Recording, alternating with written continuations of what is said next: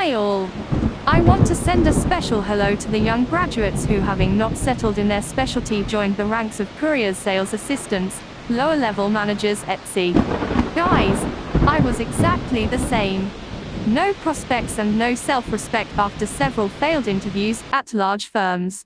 But it was necessary to somehow earn a penny of labor, and I got a job as a sales manager for water meters. The essence of the work was that I organized meetings of tenants of the entrances of apartment buildings, and sold the citizens our best water meters in the world. Needless to say, the work was specific: cursing with pensioners, arguing with idiots, humiliation, stress for me, an unsociable person to put it mildly. It was sheer torture.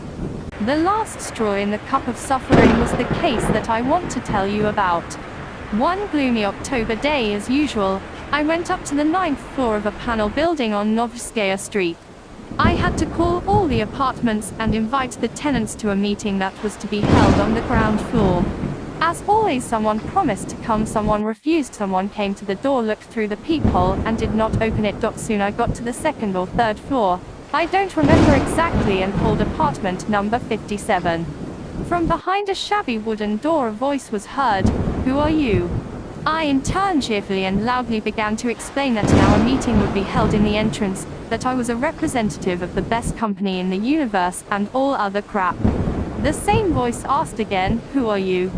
I could not determine who it belonged to, a man or a woman, but it was clear that an old man who had gone out of his mind was talking to me.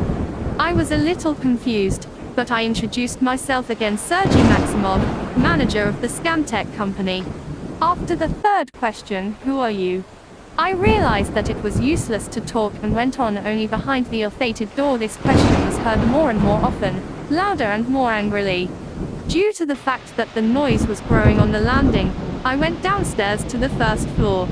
3 old women had already gathered there, with whom I once again greeted, handed out business cards, and began to entertain with my tales of fantastic savings on rent.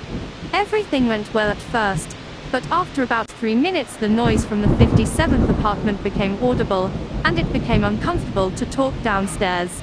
A woman came down from the 4th floor and said to one of the old women, "Valentina Pavlovna, this one woke up there, go home." The old women crowded into the elevator and rushed off to their apartments. The woman who came down said to me, "And you are leaving? No one will come today, come on, come on." Yes, the evening started badly. I stepped out of the entrance into the dank street air. It was getting dark. Lights were on in the windows of the houses. I moved a couple of meters away from the house and looked at the windows of apartment number 57. There was no light, but the curtain twitched as soon as I looked up at her. It was necessary to work further. Things went much better on the next run. More people came, everyone took my business cards, gave me preliminary consent to conclude an agreement, and the meeting was held on the street, and not in a smelly entrance. Suddenly, in the light of a lantern illuminating the neighboring entrance, a comical figure of an old woman appeared in a green coat, hung over some unthinkable dressing gown more like a rag.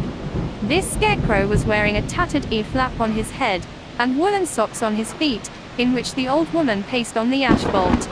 "The scab is coming," said the older woman, putting my business card in her pocket. "Goodbye, Sergey." The rest of the tenants of the house also began to bring the conversation to an end, and the closer the old woman came to us, the more tenants disappeared into the entrance. When the grandmother approached the entrance, only 2 men remained with me, who decided to smoke, sitting on a bench at the entrance. I was about to go away to buy beer and forget this day when behind my back there was a rather annoying question: "Who are you?" I rhymed the answer, and one of the men, the younger one, laughed softly. I turned around and walked away from the house. I never liked to argue with pensioners, and even more so with insane old women. The next day I worked at a different address, because I did not want to appear at that house again. I knew it was stupid, but I didn't want to be seen again by people who saw my conversation with that old woman. When all the houses in the district were already examined by me for the installation of our products, I reluctantly decided to finish off the 4th house, where I still have 3 more meetings to hold. Passing by the entrances where I was, I noticed the coffin lid standing at the door.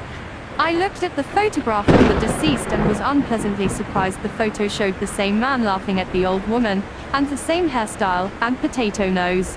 Once again I was surprised by our life. A couple of days ago a man was sitting smoking on a bench after a working day, still young, and he was not 50 years old, but suddenly the end. It was disgusting in my soul. I didn't want to enter this high-rise building, disturb its residents, but work is work. Mine was to get the residents, which I did. In the evening I returned home, warmed up dinner, sat down in front of the TV. Soon my mother returned from work. Instead of going into the apartment, she convulsively slammed the door, and as if spellbound, clung to the door peephole. "Mom, what happened?" I asked, surprised by her behavior.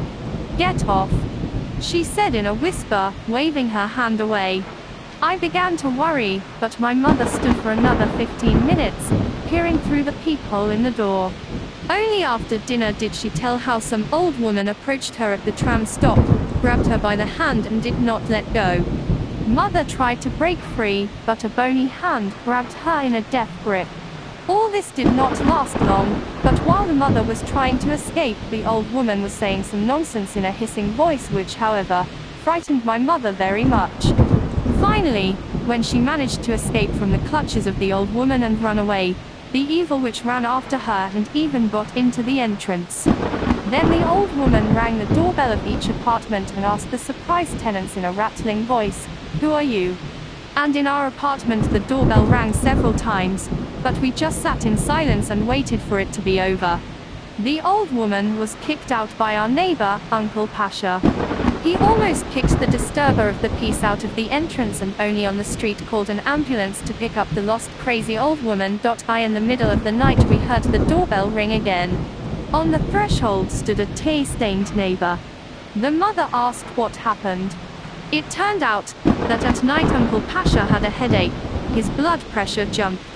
Now it was necessary to help get him out of the apartment, into the ambulance.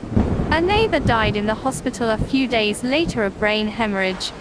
The incident also had a negative effect on the mother. She seemed to have grown old.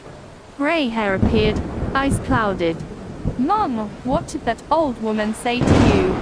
I asked, but instead of an answer I heard some rubbish. I know who woke me up, your son Serishanka, and I had a son, only I ate him. She ate it, but she didn't bury the bones. I'll eat your son too. Minus at these words her eyes were crazy. She spoke for a long time, describing the process of cooking human meat mixed with some pagan spells, but at first I quietly, then louder and louder, begged her to stop. When I yelled at her, she suddenly changed her face, looked at me as if she did not recognize me, and asked, "Who are you?"